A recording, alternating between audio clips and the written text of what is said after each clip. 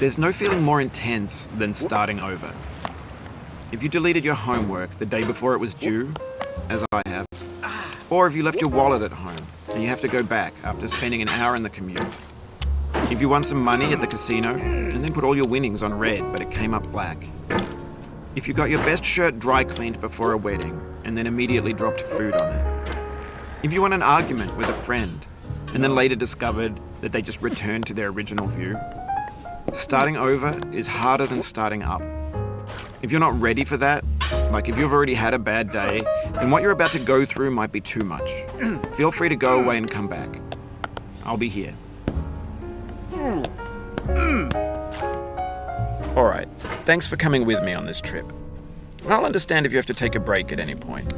Just find a safe place to stop and quit the game. And don't worry, I'll save your progress, always, even your mistakes.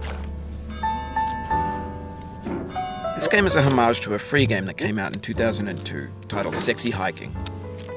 The author of that game was Jazuo, a mysterious Czech designer who was known at the time as the father of B games. And B games are rough assemblages of found objects. Designers slap them together very quickly and freely, and they're often too rough and unfriendly to gain much of a following.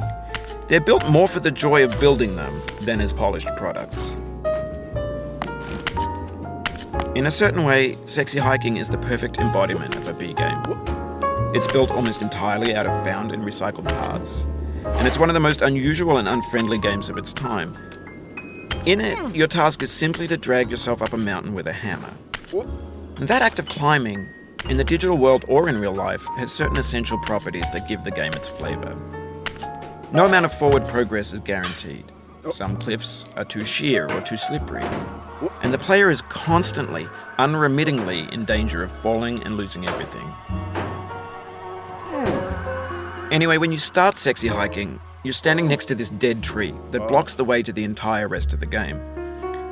It might take you an hour to get over that tree, and a lot of people never got past it.